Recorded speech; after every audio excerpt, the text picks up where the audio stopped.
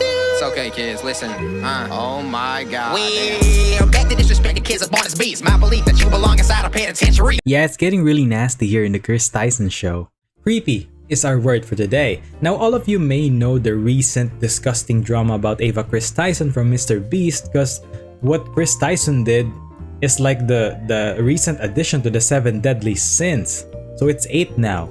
And inappropriate actions towards a minor being the latest update. And Kris capitalizes on that. Now, I'm just here to give updates because Kris did eventually apologize, and the people deemed it as trash, like Miss Valkyrie here for example, and also Mr. Moist, who share a similar sentiment in this video, saying that it should have been addressed at least.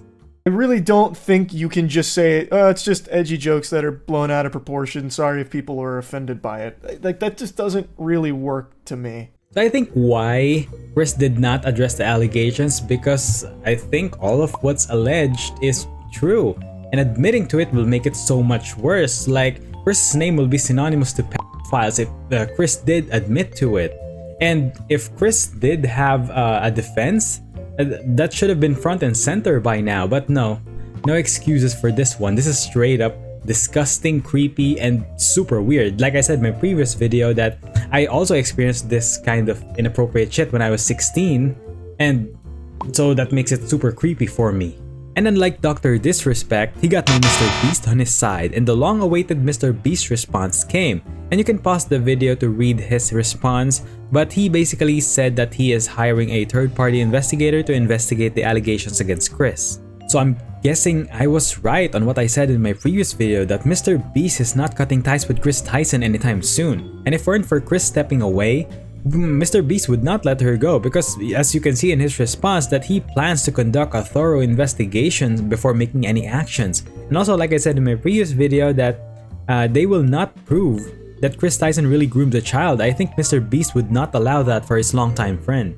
So my best guess is that MrBeast's investigation will result in Kris Tyson being deemed as just being edgy. I think it's the last-ditch effort to clear Kris's name, but regardless if they found something or not, what Tyson Boy 34 did was too far gone. It's unacceptable and unforgivable. Then here is when things started to get more shitty. Twitter then forces MrBeast into the hot seat, and they went all in on MrBeast's butthole, and they tried their best to cancel him. Like this tweet that said about a new video from MrBeast hiring 100 lawyers to save his friend.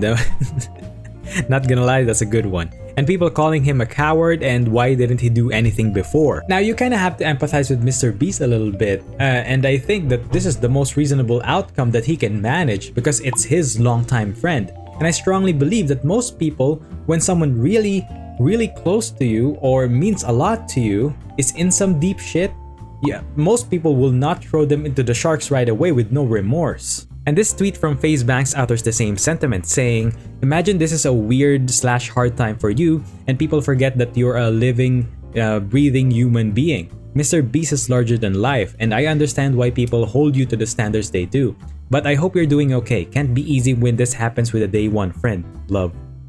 And yet again, after that response from MrBeast didn't run through smoothly, Twitter resurfaces a podcast clip from years ago to try and cancel him. Oops, sorry guys, scratch that. YouTube age restricts the clip of MrBeast saying the unfunny joke about the Catch Me Outside lady. So there's a link down below if you want to check out the full video of that clip. And there's also a YouTuber named Leon Lush who is also part of that podcast that gave his statement to explain that questionable video. Just wanted to chime in regarding this old podcast clip of MrBeast currently trending because I also happen to be in it and I was there. So hopefully I can offer some honest perspective beyond a Twitter account farming engagement. Now, for context, this was a long time ago at the beginning of our YouTube journey when being edgy was a content strategy. Cringe in hindsight, but those were the times. Here's the first part of the clip. Again, I apologize. YouTube doesn't like that clip, so link down below for the full clip. No. Now, it's hard to hear, but after the "you wouldn't put your" statement, I think it's important to note he says, "I wouldn't do that. She's way too young," after the initial unfunny joke. Yeah, it's a pretty reasonable response. It did seem like the intrusive thoughts just won. It's not a telltale sign on who they are as a person just from one edgy joke. Also relevant was our general demeanor at the time, as he also said this at another point in the podcast. Wait, let's say something offensive that people can take out of context. Don't tell me manifestation isn't real, because here we are almost a decade later. But not to be outdone, after some more innocuous banter, I chimed in with this. No, feel like it's seriously. Underground. Wait, as long as there's no is right. I'm just Now you can hear me say, nah, I'm just f***ing with you as I trail off. Certainly wasn't my finest work. I had to cut it from my stand-up set because it wasn't landing, but here's the punchline, okay? Were these jokes funny? I think that would be a stretch, right? But quite frankly, being unfunny seems like the worst offense here, in my opinion. When you mix a propensity for dark humor with blind ambition for attention, you get shit like this sometimes. And, was being edgy the best strategy?